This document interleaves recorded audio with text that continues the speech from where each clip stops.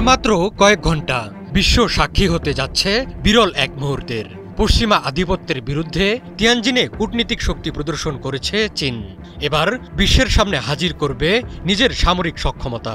আর এটি হতে যাচ্ছে সাম্প্রতিক বছরগুলোতে চীনের সবচেয়ে তাৎপর্যপূর্ণ সামরিক অনুষ্ঠান। এই অনুষ্ঠান থেকেই ভবিষ্যতের যুদ্ধের জন্য প্রস্তুত থাকার বার্তা যাবে বিশ্বের কাছে। কুচকাওয়াজে রাশিয়ার প্রেসিডেন্ট ভ্লাদিমির পুতিন ও উত্তর কোরিয়ার প্রেসিডেন্ট কিম জং উন উপস্থিত হয়ে যোগ করবেন ভিন্ন মাত্রা।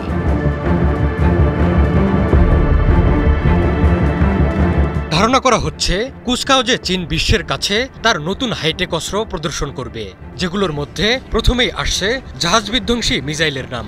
সবচেয়ে প্রত্যাশিত অস্ত্রগুলোর মধ্যে রয়েছে নতুন ওয়াইজে সিরিজের জাহাজ বিধ্বংসী মিসাইল, যার মধ্যে YJ-15, YJ-17, YJ-19 এবং YJ-20 অন্তর্ভুক্ত।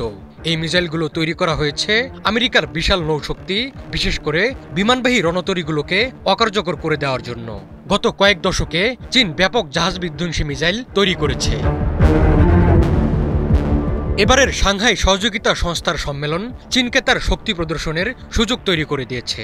ইতিমধ্যে তিয়ানজিনে হাতে হাত মিলিয়েছেন শি, পুতিন, মোদি, দিয়েছেন আমেরিকার আধিপত্য ভাঙার বার্তা। এখন সবার মনোযোগ বেইজিংয়ে। এই শহরের প্রাণকেন্দ্রে বসবে চীনের সামরিক সক্ষমতার প্রদর্শনী। আনুষ্ঠানিকভাবে এই কুচকাওয়াজ জাপানের আত্মসমর্পণের ৮০ বছর এবং দখলদার শক্তির বিরুদ্ধে চীনের বিজয়ের স্মরণে অনুষ্ঠিত হচ্ছে। কিন্তু এই আনুষ্ঠানিকতা ছাপিয়ে চীনের এই কুচকাওয়াজ আমেরিকাকে চ্যালেঞ্জ জানানো।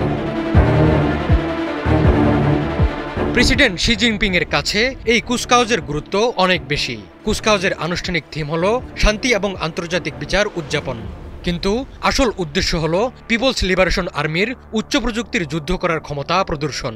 এই কুচকাওয়াজে ১০০টিরও বেশি অস্ত্র ব্যবস্থা প্রদর্শন করবে চীন, যেগুলোর সবই নিজস্ব প্রযুক্তিতে তৈরি এবং ইতিমধ্যে পরীক্ষিত। কুচকাওয়াজটি প্রায় ৭০ মিনিট ধরে চলবে। সশস্ত্র বাহিনীর সর্বোচ্চ কমান্ডার হিসেবে শি জিনপিং কুচকাওয়াজের আগে সৈন্যদের পরিদর্শন করবেন। এতে ১০,০০০-এর বেশি সামরিক সদস্য, শতাধিক যুদ্ধবিমান এবং শত শত স্থলযান অংশ নেবে। কয়েকজন বিশ্লেষক বলছেন, এই কুচকাওয়াজে প্রাণঘাতী স্টিল ড্রোন প্রদর্শন করতে পারে চীন। FH-97 এমনই এক ড্রোন। এটি চীনের প্রথম মনুষ্যবিহীন ড্রোন, যা যুদ্ধের জন্য প্রস্তুত বলে ঘোষণা করা হয়েছে।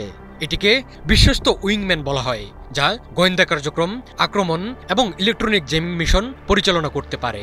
এছাড়া সবশেষ মডেলের গোয়েন্দা ড্রোন এবং যুদ্ধ ড্রোনও প্রদর্শিত হবে, যার মধ্যে মনুষ্যবিহীন আন্ডার ওয়াটার ড্রোনও রয়েছে। এগুলো বিতর্কিত জলসীমায় চীনের নজরদারি ক্ষমতা বাড়াচ্ছে।